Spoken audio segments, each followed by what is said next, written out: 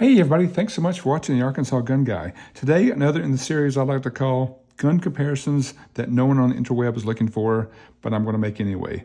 And that's going to be a side-by-side of H&K's P30SK and Sig Sauer's P365XL.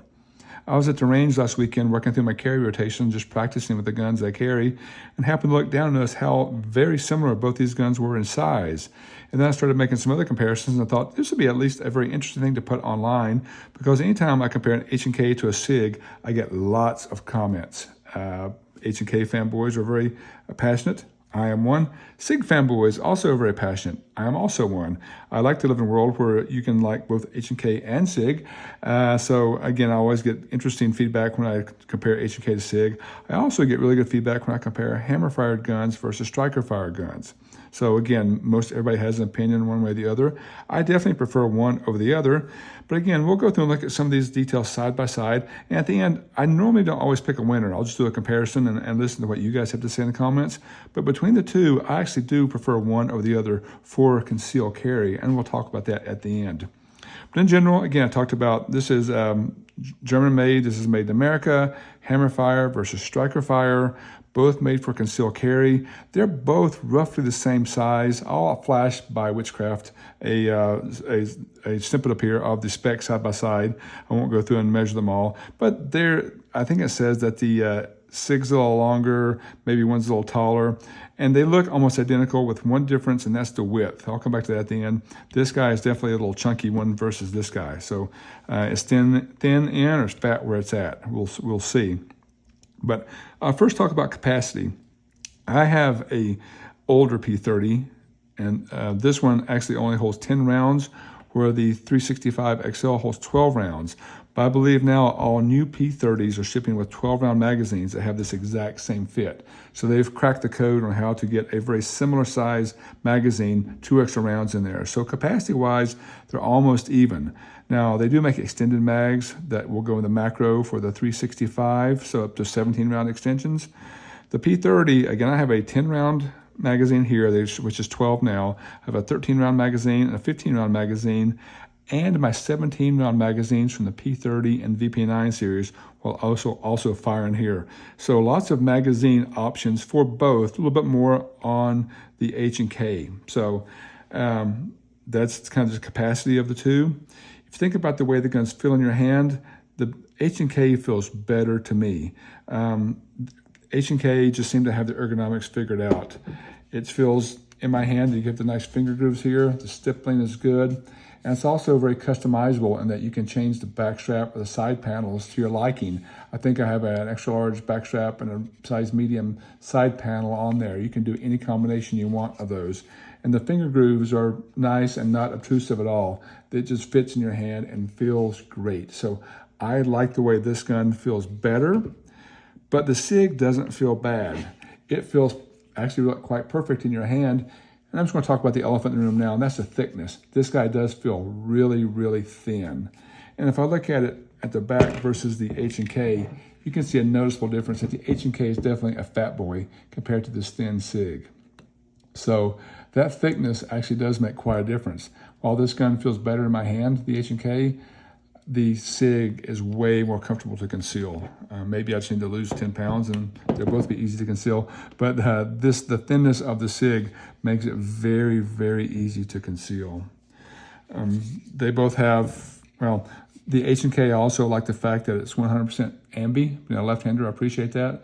You've got the paddle mag release system, which is here and here. Use that to drop the magazines out. These have all been safety checked, by the way. So I love the ambiness of this firearm. You also have the slide stop, slide catch there. The only thing that's kind of not on there is the decockers on one side and the back. But again, I can reach that easily with my thumb. So that's, all ambi controls there. The Sig only has an ambi safety. And again, I do carry these with one in the chamber. So for striker fire guns, this doesn't have the safety dongle on there. And I really prefer to have a safety on there if I have one in the chamber and I'm carrying an appendix. So I do have an ambi safety, but the slide stop is only for right-handers. So again, so clear there as well. So again, H&K feels better and is more ambi. And I talked about the safety. Again, if I carry one in the chamber, I really want to have the safety on there, just in case something tings the trigger as you're trying to reholster it. And that's one reason I prefer hammer fire guns over striker fire guns, because as you holster it, you can put your thumb on that hammer, and as you insert it in your holster, no chance of the trigger going off because you're holding down with your thumb. So again, kudos to the H&K for that as well. Again, just what I prefer. They do make a P30, a VP9 subcompact that may be an even better comparison because it's a striker fire, but it does not have the safety here. It just has a safety dongle. Another story. Both guns have a little bit of a sweep under here. You have the curved trigger on the H&K versus the flat trigger on the Sig. I don't have many guns with flat trigger, but I really like the way this one shoots. The trigger on here, I really like this break at 90 degrees. So kind of prefer the trigger on the Sig over the H&K, and I'll talk more about that in a second as well. They both have accessory rails, but the H&K rather has a standard 1913 pick rail, so super adjustable for any type of attachment you want to put on there. The Sig is more of a proprietary rail. I think the newer models may have the 1913 pick rail, but mine's got a proprietary rail on there, which again, I don't run anything on either firearm. As I conceal them, they just go in the holster and come out. Both have cocking serrations front and rear on both sides, so no really winner or loser there. Look at the sights. I love the sights on both. These have just a standard 3-dot sight, but the sight picture is really good on the H&K, and they do kind of hold illumination pretty well. So I love the sight picture there, but I think I like the sight picture on the Sig a little better. This one is, by the way, optics ready, where the H&K is not. So kind of a plus for the Sig there. But soon you've got the 2 dots in the back and then the bright green fluorescent front sight.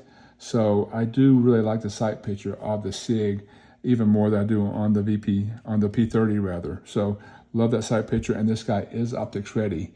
And in case you haven't seen my earlier video, the Sig 365 also comes with a duck on the back. Once I show the silhouette of the duck right here, you may never not see it again. All the 365s have the duck bill here, duck head, duck tail, duck butt. So there's just that added bonus for the Sig. So again, both fantastic firearms. I bought them both. I carry them both. I bought this H&K first. I held off on buying the 365 forever because they seem kind of vanilla. Everybody always had them. Every gun store you go to has got every version of it. And I thought I just didn't want that because it was just somewhat different. But the big thing I noticed between both guns is that I really just shoot the Sig better. When I was at the range, I tried to film the videos, and my range videos suck. Sorry, so I'm not going to post that here. But I'll tell you, with the P30, I was kind of all over the place for the first 30 rounds, 15 rounds in one target, 15 in another target. Really, I had terrible groupings. By about the third round, I was getting tighter groups and shot okay, but still the occasional flyer. I just don't do well with H&K triggers. It is very much a me problem. If I did nothing but train with this firearm, it's incredibly accurate, way more accurate than I am. I just do not shoot this well. Again, very much a me problem. And just to take a look at that. So it's got what you would expect from H&K, a nice big, long, heavy double action pull to start with, which is fine. The reset is, again, it's all fine, nothing to write home about, but it's pretty long with some take up, then a little creep, and then it goes bang.